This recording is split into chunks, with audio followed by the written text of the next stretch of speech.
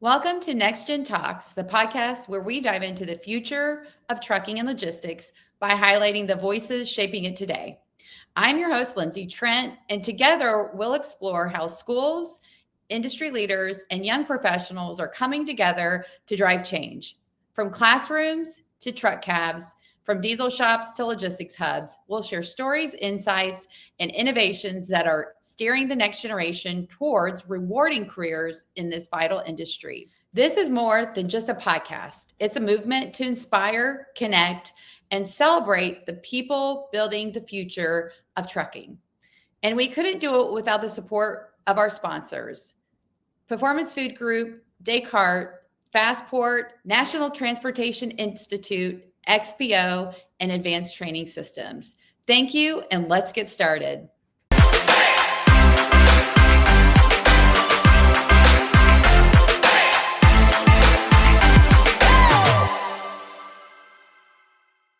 Hey, welcome to NGT Talks. I have a special edition today because we're kind of inserting an interview from a school organization that has interviewed Jeff about the pathway to get into becoming a diesel technician and from a parent's perspective. But Jeff, we're excited to have you on the call today on NGT Talks because we're going to talk about diesel technicians, the apprenticeship program that you created, and how you all work with your community college to help build your workforce. So, Jeff, welcome to the show. And I want to hear a little bit of background about yourself. And you work for J&M Tank Lines. Tell us a little bit about J&M Tank Lines and what you do to invest in diesel technicians. Yes, ma'am. Well, I started off as a mechanic in the shops. Started off on the refrigeration end and worked my way over to working on the trucks and into lead positions and then management positions and just worked my way up through the company at that I was previously at. Opportunity came over here at J&M 4 years ago to come in as a director. And when I came in as the director, one of the things that they had challenged me about was coming up with a program for the mechanic shortage that we were having at the time.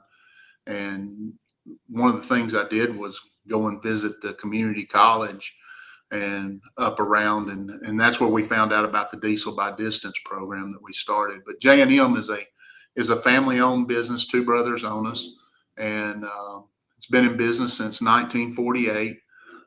We're a bulk tank carrier, so we haul dry bulk primarily. We do have some other things that we do outside of that, but our bulk is the dry goods. What's dry bulk? Give us examples. Like calcium, we haul a lot of calcium, haul lime, haul Portland cement. We haul flour, we haul sugar. We have a food grade division, cornstarch. You'll just be amazed at all the different things that get hauled in those dry bulk tankers. It's really fascinating to me. I just love all of the things that trucking does. It's such a vital industry. So here you are, workforce shortage. We need more diesel technicians, and we know there's an aging workforce. How are we going to start developing our own, right? And so that's why you went to the community college system. And tell us a little bit now about working with the community college system and this diesel by distance program that you all have been a part of. Yes, ma'am. It's through Wallace State. I think there's other schools around that do the diesel by distance. But so when I went up there, it was mainly going up there trying to recruit talent. It was my first intentions of going up there. And when we got to talking about the diesel by distance, I went back and looked, and we had several young guys that were working in the wash bay that had been there for some time. And I approached them about would they be interested.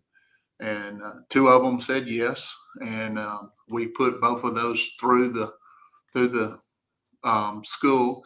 When they were halfway through, we added another one, and he started in there. And we've got a total of 4 that have gone through it. It's a 2-year process, so it's they work during the week in our shops. 2 months or 2 weekends of the month, they go up to Wallace and for Saturday and Sunday classes, and they have 2 online classes during the week, and if it interferes with their shift, they're recorded, and then they can come back and watch them and complete the assignments on those recorded ones. So it's very flexible, but again, it takes a dedication to go through that 2 years. That when they finish, they've got their PM certification, they got brake certification, they got some engine certifications, some transmission certifications. They have a CDL license. That's one thing that I have. When I started off in the trucking industry, everybody had CDL licenses if you were a mechanic. But that was something in the last couple of years that's kind of gotten pushed to the side. And I think that's very important. I think if a driver's telling you what's wrong with the truck or what it's doing, I think it's very important that the technician can get in there and drive that truck and know what it's doing. So I've pushed that CDL back into our shops. I've got shop managers that are going through CDL programs now. But I want everybody being able to drive that truck that's working on it. Absolutely. That's great. And I mean, that's one of the things that we're doing is the high school diesel tech programs we work with. We're saying, hey, why don't you add a CDL component? Because it's going to benefit your students if they can also get their CDL while they're learning to be a diesel technician. So your students that they're your employees and then they became students,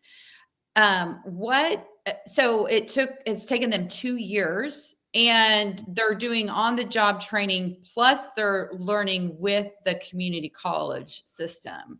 Yes. So how do you all manage as a company to train them as well? Because I am sure they're not just coming and learning on their own. You all have a mentorship process, or how does that work? Yes, ma'am. When we pull them out of the wash bay, we put them with one of the more seasoned guys that are working in the shop, and it really starts off more as they're a helper in the shop.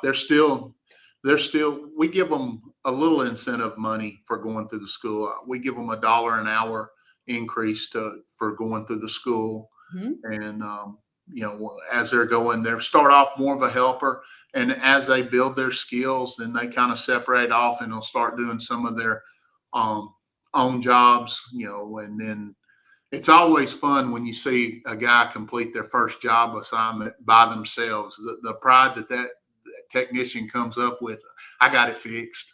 And, that's part of being the mechanic is enjoying fixing things. Absolutely. And that is one thing that people often forget is when you help develop these young people and they find something they're good at and they can be proud about. I mean, there is no value to having self-worth because you find something that you're good at and you can be passionate about and successful in. And it's fun to have these accomplishments. Yes, ma'am. And as they're going through the school, anybody that's going through the school, they pretty much go to what they're comfortable with. There's different skill levels in the mechanics. There's different, some guys are better axle guys, some guys are better transmission guys. They automatically kind of go to what they're the best at. Some guys are really good on the computers and they can get in there and, go through the diagnostics really quick, and some guys will struggle with it. But even if somebody's struggling with it, there's still a place for them in a shop. Absolutely. And so the process is they're doing some weekend work and then they're working for you during the week. How are they paying for the schooling that they're going through? Well, anything that their grants or scholarships don't cover, we cover here at J&M. Wow, that's great. So did you guys kind of help them navigate, or did the community college help them navigate some grants and scholarships that they could apply for?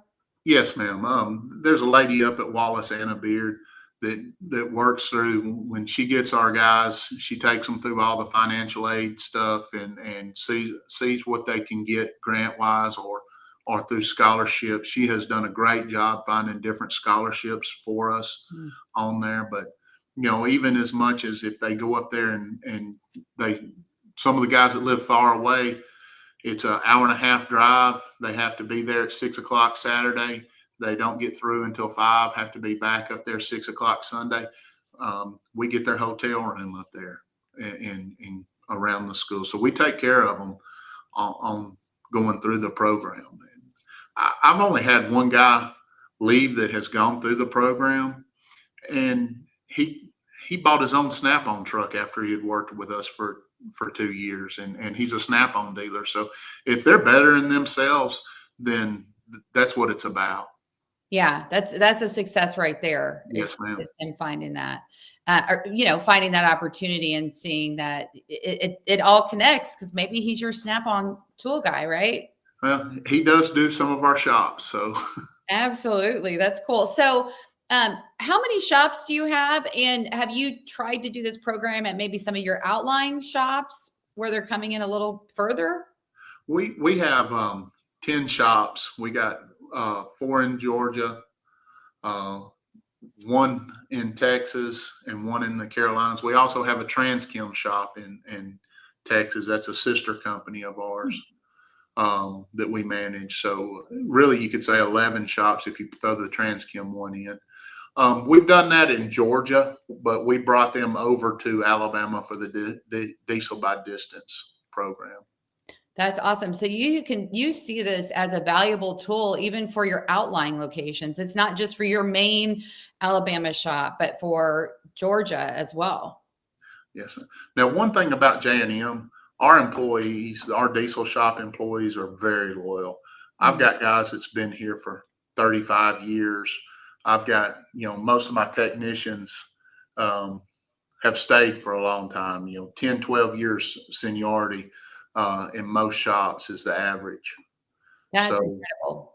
Yes, I mean, that just goes to show, right? Like if you can get some new people in, then they're going to be mentored by the seasoned technicians, and hopefully it's just going to continue to grow.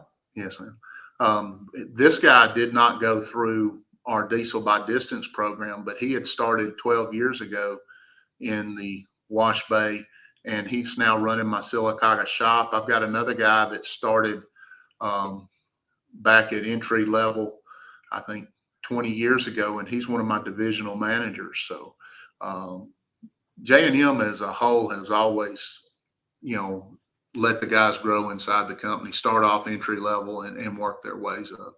Yeah, that's incredible.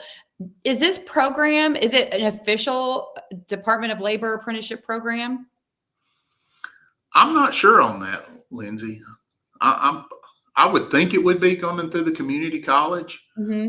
but I haven't ever asked that question. That's a good question. Yeah. I mean, you guys are doing it, and it's 2 years of investing in them going to school and learning while they're coming to work for you as well. And then when they're done, what happens? When they complete the program, we move them to a B level technician, which is, usually about a $10, $12 increase in pay from where they start off. $10 to $12 an hour more.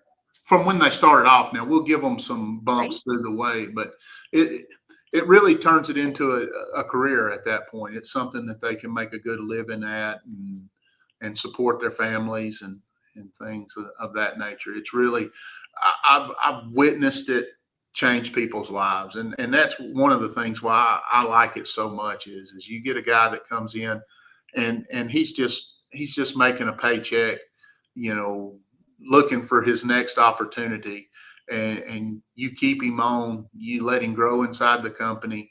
And I mean, they get a degree out of it. And that's, to me, that's a real rewarding thing to watch the guys come through your shops and do that. The last thing I would like to ask is, tell us a little bit about these young people that you've developed. what are some of their strong suits and who they are as a younger technician versus maybe some of your older technicians, and what do they have to give to the organization? Well, the one thing that you grab right away when you have the younger guys, when I started in diesel, we had mechanical fuel pumps, we had mechanical engines completely. There was very little computer stuff in there. You learned how to read a wiring diagram and do simple checks that way. Now you have a truck problem, you grab a computer. Now, not to say that there's several of the old seasoned technicians that are very good on the computers, but the younger ones that come in, it's just like natural. It's like a part of their body.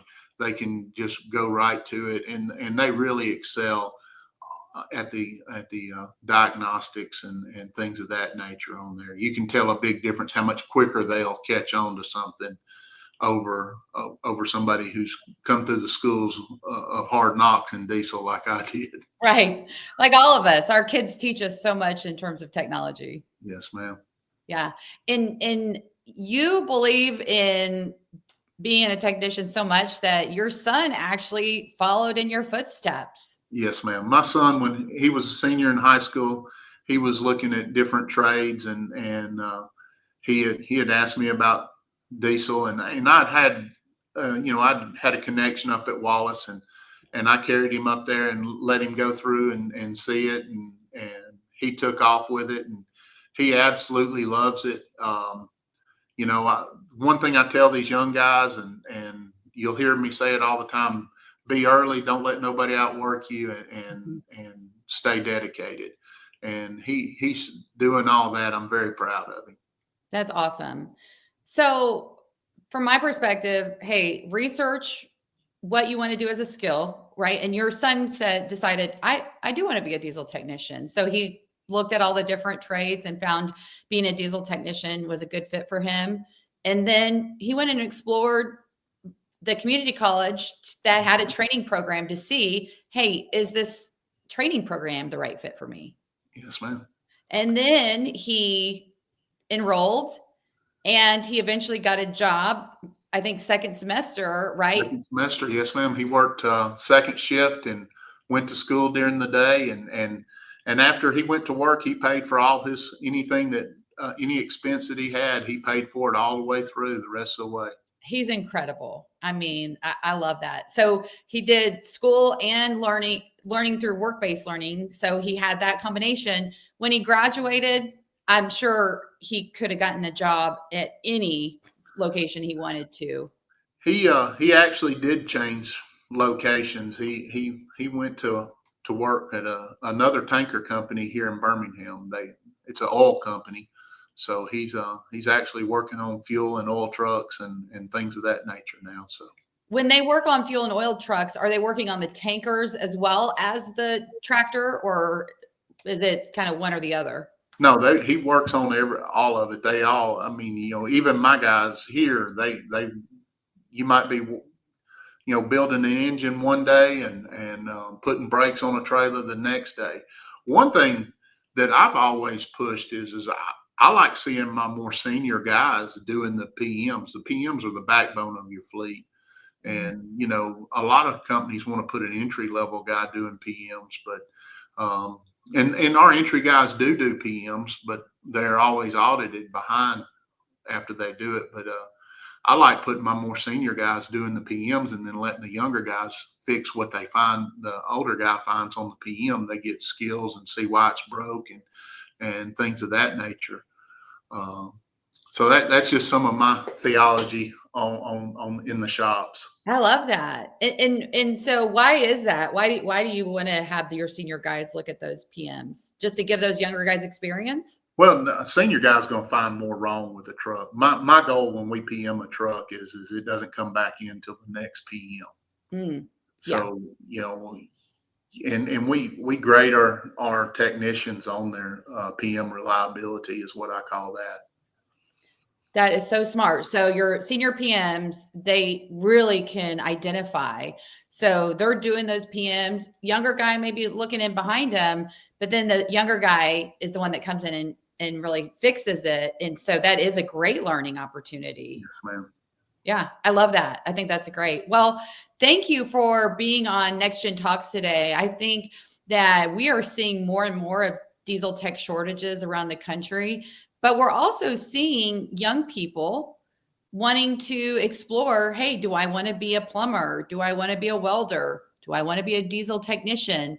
And now's the time for our industry to go and invest in our local community college and start to form those relationships and get our workforce from there.